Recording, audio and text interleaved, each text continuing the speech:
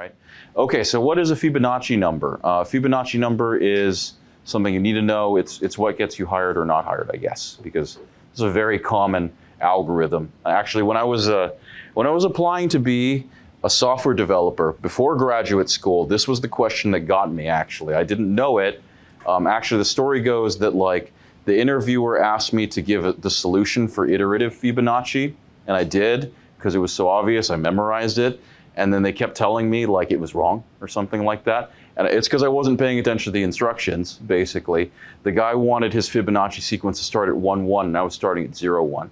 And they rejected my application simply because I wasn't following the instructions, because that's how strict, I guess, computing is. You have to actually read the whole thing, and it has to be totally accurate based on the specifications. So I'd like everybody here to share my trauma, which is the Fibonacci sequence. Okay. Does it start at 0 or 1? I don't know. I'll talk to my therapist about it, okay? So basically, the idea for a Fibonacci sequence, okay, the base case, so I'll start here. The index, I'll start 0 because we're like coders, all right? And we always start coding at 0. So the 0th Fibonacci number is 0. That's actually a base case. So f of 0 is equal to 0, all right? And if we have the index here of 1, that's also a base case where f of 1 is equal to 1, all right? Where the recursion happens is that any number 2 or greater, or I guess generalized as like f of n, is equal to f of n minus 1 plus f of n minus 2, okay? So that means that f of 2, let me actually write that out. So f of 2 is equal to n minus 1 in this case is 1, and n minus 2 in this case is 0, okay? So that would be, this is like the barest recursive case, because the 2 calls end up calling the base case 0 or 1, okay? I'll let you try those other numbers out, but if that math didn't make sense, then don't worry, you know, we're coders, we're not mathematicians. You basically add the two numbers behind it. So index 3 would be 1 plus 1 or 2. Index 4 would be 1 plus 2 or 3. Index 5 would be 2 plus 3 or 5. Index 6 would be 3 plus 5 or 8, and so on for your famous Fibonacci sequence, okay? And because we're programmers, don't bother memorizing that sequence. You're going to code an algorithm that'll calculate any arbitrary Fibonacci number, okay? The cost of this algorithm is a linear cost, okay? You'll learn that in 3120, meaning that in order to efficiently calculate this number, you would use a for loop, okay? The reason why I'm covering this recursive solution is just an arbitrary exercise, okay, for assembly and also your ability to code. It also looks really cool and like clean at the sea level. It looks very elegant, but I'll draw a tree that'll basically show you it's a nonlinear, if you somehow use recursion, it is a nonlinear cost, all right? So for example, if you call f of 3, this function calls f of 2 and f of 1, okay? And these are subsequent calls to the function itself. F of 1 is a base case, but f of 2 is a non-base case that also calls f of 1 and f of 0. And what you can see here, even from the most simple example, is that it ends up calling doubly calling stuff that it had called previously, actually. So if you call f of 3, it would call if you call f of 4, sorry, it would call f of 3 and f of 2, actually. So I could probably continue this thing, f of 4 and f of 2, and then f of 2 is basically you cutting this subtree and pasting it over there. It results in a lot of duplicate calls and something that's like really way more than linear cost, okay? So just a tip, if you ever get a broad question to implement Fibonacci or anything like that, in a technical interview, make sure to give the iterative solution unless the person is saying that they specifically want the recursive version. Otherwise, you end up with something like this that is just super costly and slow, okay?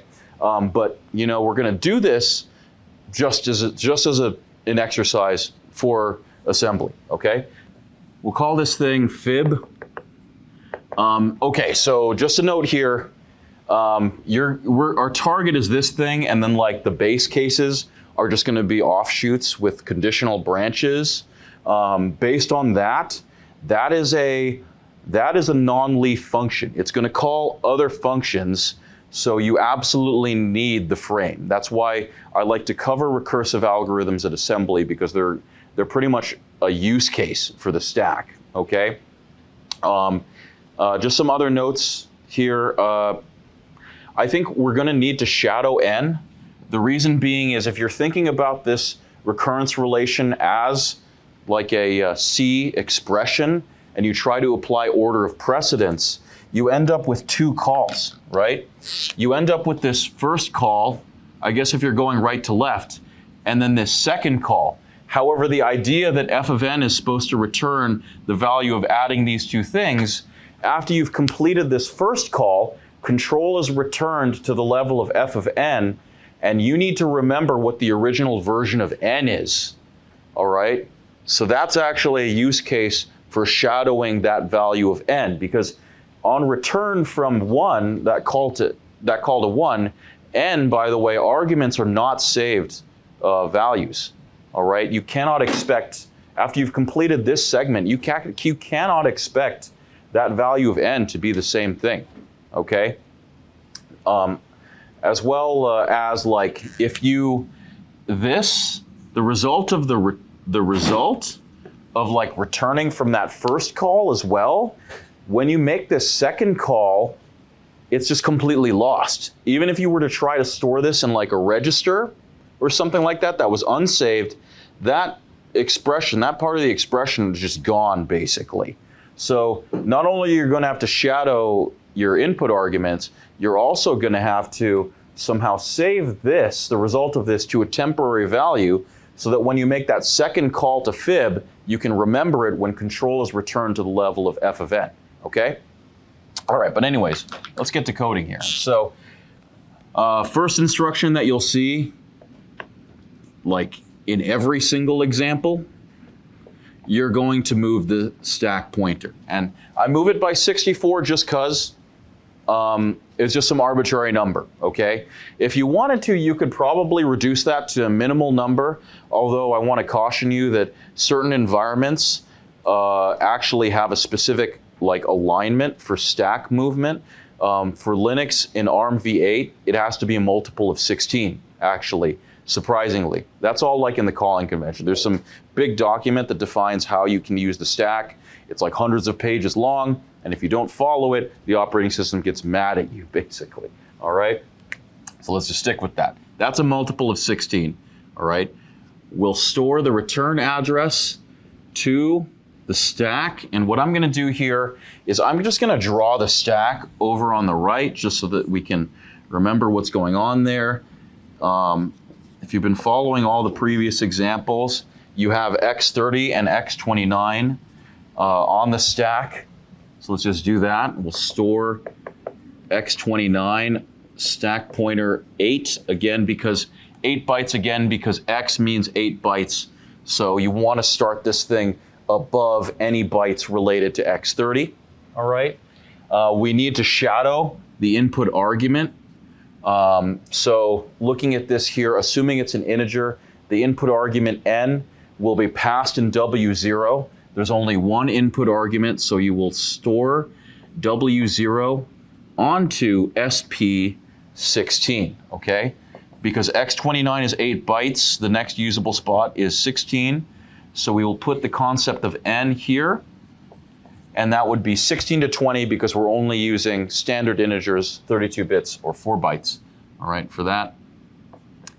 So, okay, cool. So that is the stack frame. We're good to go, all right? We need to check for the base cases. That is 0 and that is 1. I'm sure that there's some like slick way you can do it, assuming that the domain is like natural numbers or positive numbers and 0, where like you detect if perhaps if n is less than or equal to 1 to return n, okay? But I'm just going to implement this thing as given with 2 separate base cases, okay? So first we will compare the input argument w0 to the literal value of 0. So I've placed literal 0 here. You could also have done wzr, and that would have been fine. And if that's the case, you need to return 0. So branch if equal to ret 0.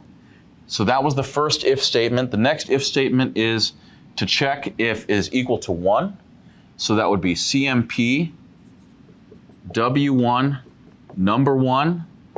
And if it is equal to that, ret 1. All right?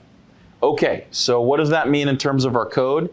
If you arrive at this point in the fall through slot, this will then be the definition of the recursive case, having already handled the conditions for this first base case and this second one. So now we need to implement that thing. And I always hop to the order of precedence as like the tool you use to interpret complex expressions. So we just need to go through the numbers here where you handle the first part, the second part, and the third part, with the assignment being the last thing that you will do, okay? So with that first part, we have to set up a call to fib where we pass it the concept of n minus 2 as its sole argument.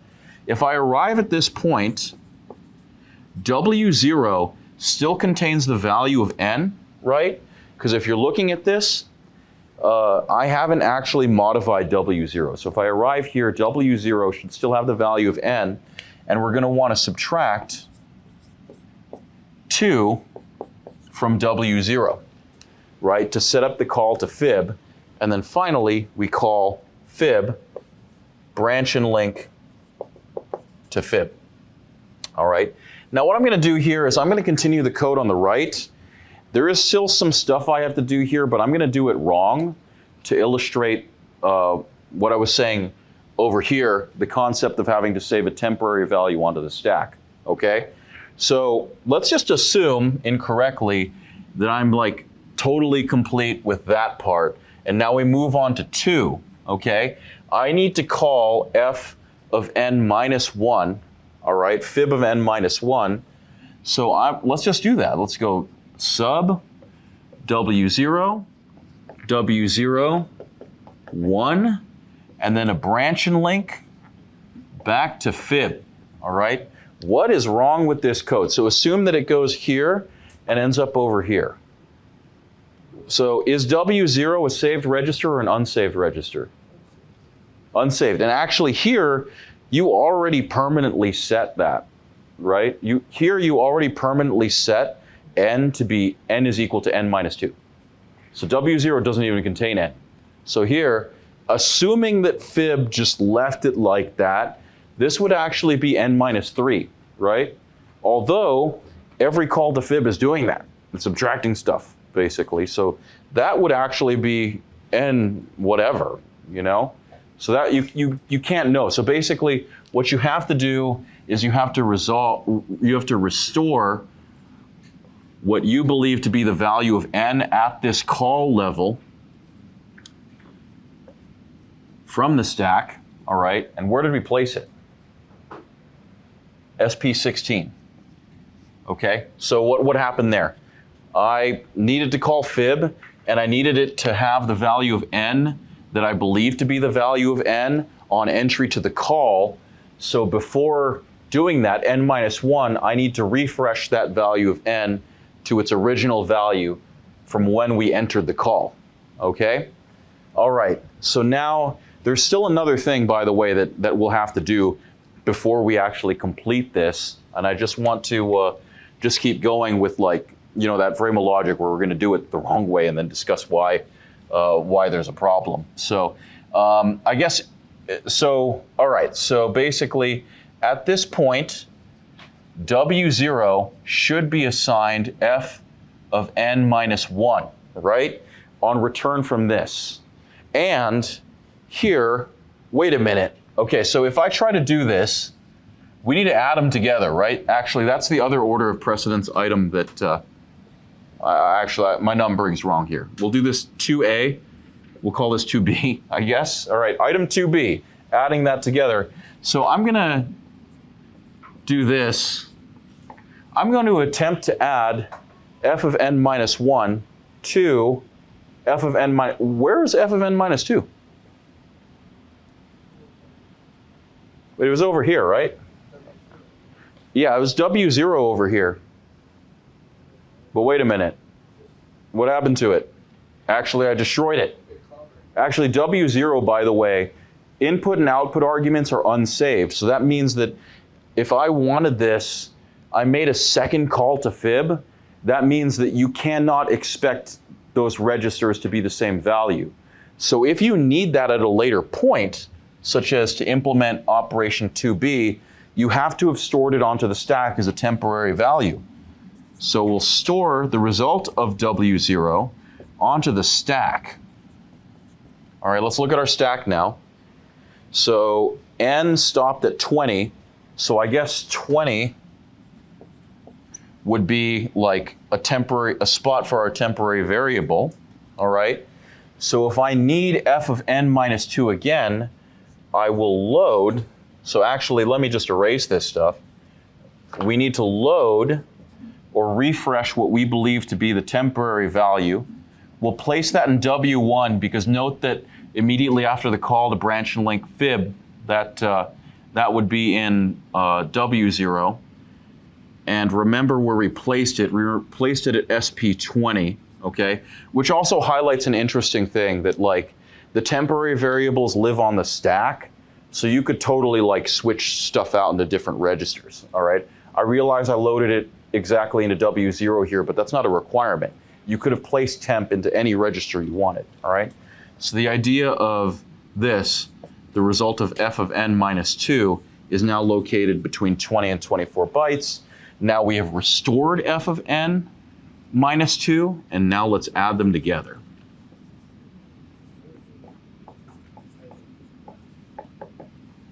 All right, so there you have it. You've added f of n minus 1 and f of n minus 2. And what do we need to do? We're done now, basically, because the result, f of n, has been placed in W0. You can return. I'm going to label this point done. We are going to load the stack pointer, okay, which is our return address, noting that since this was definitely a non-leaf call. We have at least 2 other calls, all right, so that the outermost call to f of the topmost call can actually return to main instead of a recursive call, all right? So you need to refresh that return address. Let's pop the stack. At this point, we're actually like complete with our function. So I'm gonna go ahead and bump the amount of stack space down to 32. All right, like we don't actually use this whole thing. So basically I'm gonna cap that at 32. Again, with a note, why 32? It's just an arbitrary number. It's the minimal amount of space you can allocate, noting that ARMv8 Linux wants to see stack space aligned according to 16 bytes for some reason.